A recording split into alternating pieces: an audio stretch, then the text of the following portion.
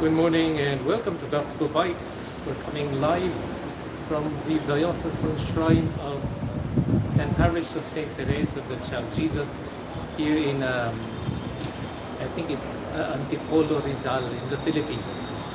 And this is the first day as we resume Gospel Bytes. Took me a while to get settled in and pack my stuff and get the move. So as you can hear, it's quite noisy because we are right here on the highway of it's called Marcos Highway, right at the foot of the LRT station, Masinag station, right across SM Masinag. So in case you want to visit, it's very easy to come to. We're right here at the foot of the station. The shrine of St. Teresa. So we begin today. We'll try to make it different. As you can see, I'm wearing my Hawaiian shirt thinking that it's nice and sunny here. It's actually raining and maybe storming, but still nice and the weather is bearable. It's not too warm. And like I said, it's not too much of a city, but not too much of a country as well. So today we have, every day we have Mass here at 6 in the morning. Mondays we only have 6 in the morning, and Tuesdays till Fridays we have 6 in the morning and 6 in the evening. So we have 2 Masses every day. Alright, so I'll be helping out in some of the ministries here and probably do some more other ministries. And I'll be showing you around in a couple of days, show you what the shrine looks like and probably visit some of the other parishes. Today is Monday, August 7th. A reading from the Holy Gospel according to Matthew. Glory to you, O Lord. When Jesus received the news, he withdrew by boat to a lonely place where they could be by themselves. But the crowd heard of this, and leaving the towns, went after him on foot. So as he stepped ashore, he saw a large crowd, and he took pity on them and healed the sick. When evening came, the disciples went to him and said, "This is a lonely place, and time has slipped by, so send the people away. They can go to the villages to buy themselves some food." Jesus replied that there is no need for them to go. Give them something to eat yourselves. But they answered, "All we have with us is 5 loaves and 2 fish." So he said, "Bring them here to me." He gave orders that the people were to sit down on the grass. Then he took the 5 loaves and the 2 fish, raised his eyes to heaven and said the blessing, and breaking the loaves, he handed them to his disciples, who gave them to the crowds. They all ate as much as they wanted, and they collected the scraps left over, 12 baskets full. Now about 5,000 men have eaten, to say nothing of women and children.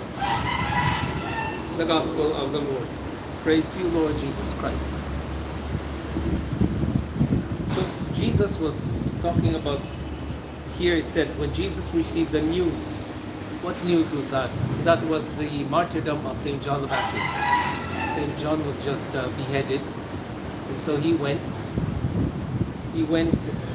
to a mountain, and he was followed by 5,000 people, at least 5,000.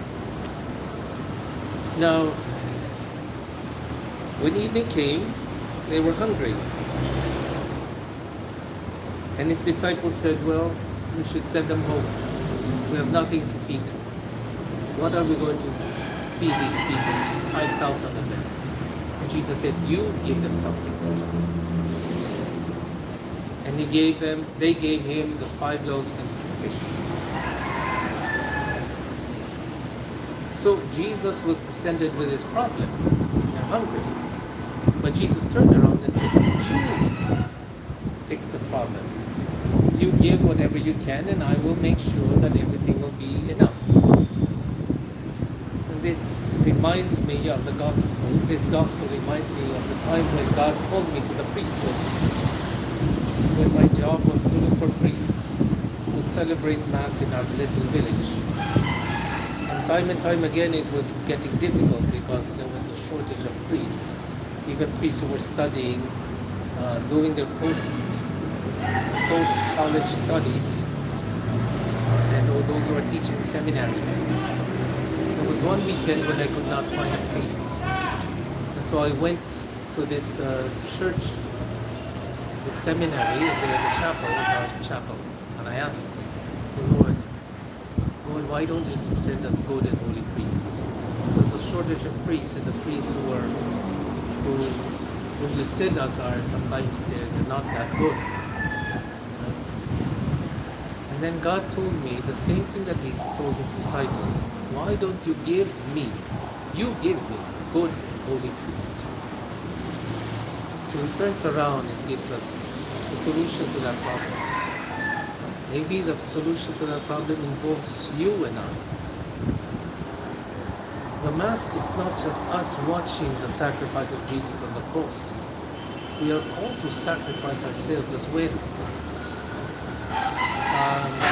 The priest is a life of sacrifice, and the priesthood calls us to offer ourselves. Now, at the Mass, there is a time when part of the offertory is that the priest mixes a drop of water into the chalice full of wine. That symbolizes our efforts, our good works, our prayers, our sacrifices, our lives, and we offer them to God. So we mix our little offering, no matter how big it is, it's very little compared to what Jesus does at Mass. And so at Mass, we do not just watch Jesus offer Himself, we also offer ourselves just as He did for the salvation of souls, for the salvation of the world. So that's why many people do not get anything out of the Masses, because they don't bring anything. They don't offer anything to God. So it is the same way that Jesus offers His life, we are also called to offer ourselves, even offer our lives in union with the sacrifice, the salvation of the world. So when you hear terms like, there should be a full participation of the people in the Mass, it's not just that we sing or we dance or we sing or we recite or we answer prayers, we kneel, we stand, but it's also that we ourselves are offering ourselves to God. Not just passively, but we are actively offering ourselves to Jesus, to God, together with the offerings of Christ.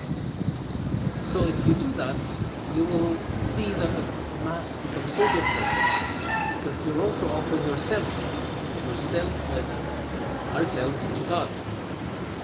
And it becomes an offering of the Church. So the next time you go to Mass, think about it. What is it that you're going to give to God today? Am I going to give Him my aches, my heartaches, my joys, my good works, my prayers, and everything that I've done, all the charity that I've done? All these I offer to God at Mass. So I'm Father Jerry Sembrana for another edition of Gospel Bytes. God bless you. We'll see you soon. And